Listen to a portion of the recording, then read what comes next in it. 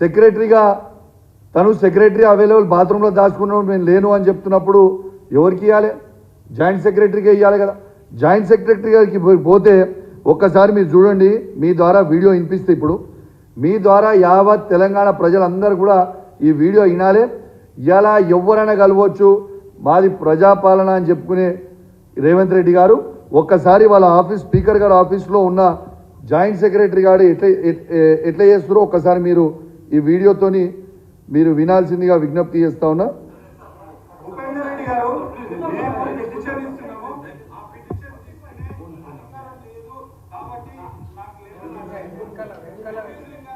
సరే ఒక్క నిమిషం.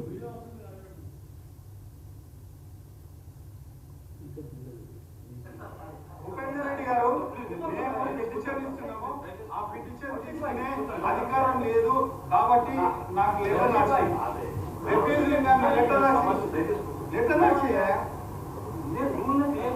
నీవు తీసుకోను అని అంటున్నావు కదా, మేము ఇది పిటిషన్ తీసుకోలేము అని మాకు లెటర్ రిటర్న్ రూల్లో ఏడు నీ రూల్లో చదువుతావు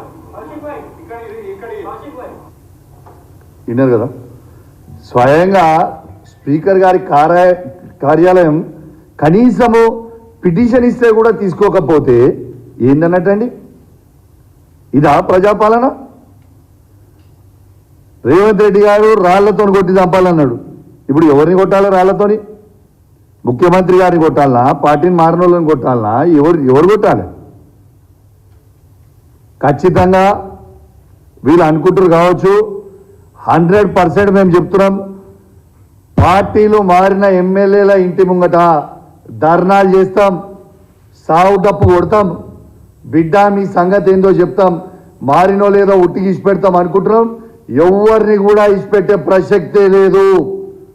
మీకు అంత రేషం ఉంటే దానం నాగేందర్ గారికి, కడియం శ్రీహరి గారికి, వెంకట్రావు గారికి అంత రేషం ఉంటే, మీరు సిగ్గు శరము లజ్జ మానం మీకుంటే, మీరు అన్నం తింటురు అనుకుంటే, మీరు మొగోళ్ళే అయితే కేసీఆర్ గారు పెట్టిన భిక్షని రాజీనామా చేసి మీరు మొగోళ్ళు అయితే మళ్ళీ పోటీ చేసి గెలువురా చూస్తాం. అసలు మీరు ఏమనుకుంటారా? ఉట్టిగానే ఇచ్చి పెడతాం సపరేట్గా ఉంటాం అనుకుంటారా? రాసి పెట్టుకోరి. మీ నియోజకవర్గాలలో బై ఎలక్షన్ రాక తప్పదు, మీకు డిపాజిట్లు పోక తప్పవు. ఇది నిజం నిజం నిజం.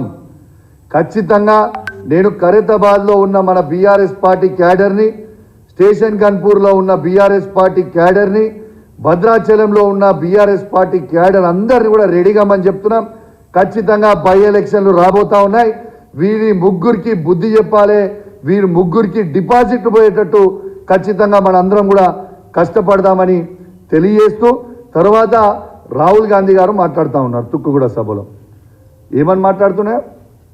ఖచ్చితంగా పార్టీ మారినోళ్ళని ఇమీడియట్గా వాళ్ళ పదవి డిస్క్వాలిఫై అయిపోయేటట్టు మేము కొత్త అమెండ్మెంట్ తెస్తాం, మేము మా మేనిఫెస్టోలో అని పెడతాడు.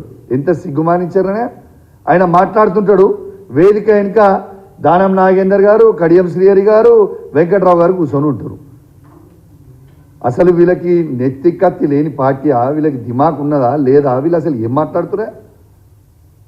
అంత రేషం ఉంటే వాళ్ళని వెంటనే డిస్క్వాలిఫై చేయర్రి. అసలు వీళ్ళు తెలిసి కండువలు కప్పుకుంటుర్రా, తెలియక కండువలు కప్పుకుంటుర్రా, అమాయకంగా కప్పుకుంటుర్రా? నాకైతే అర్థమవుతలేదు. వాళ్ళు అనుకుంటున్నారు తప్పించుకుంటామని, ఎటు పరిస్థితిలో తప్పించుకోలేరు. రేపు దానం నాగేందర్ గారి ఆర్డర్ సోమవారం రోజు ఖచ్చితంగా వస్తుంది. వచ్చిన తర్వాత అదే పాలసీ కడియం శ్రీహరి గారికి, వెంకట్రావు గారికి కూడా ఇంప్లిమెంట్ అవుతుంది. మేము ప్రొసీజర్ ప్రకారం పోవాలి. కాబట్టి ఇప్పుడు ఆల్రెడీ దానం నాగేందర్ గారి మీద ఆల్మోస్ట్ 1 month అవుతుంది కాబట్టి మేము పిటిషన్ ఇచ్చినాం. కాబట్టి ఇప్పటికీ ఉట్టి దానం నాగేందర్ గారి మీద పిటిషన్ వేసినాం. That will be a referendum to other 2 MLAs as well. So 100% by election రాక తప్పదు. ఖచ్చితంగా బై ఎలక్షన్ వస్తుందని కూడా ఈ సందర్భంగా తెలియజేస్తూ, ఖచ్చితంగా ఈ 3 నియోజకవర్గాలలో మాత్రం మన క్యాడర్ మాత్రం రెడీ సిద్ధంగా ఉండాలని కోరుకుంటూ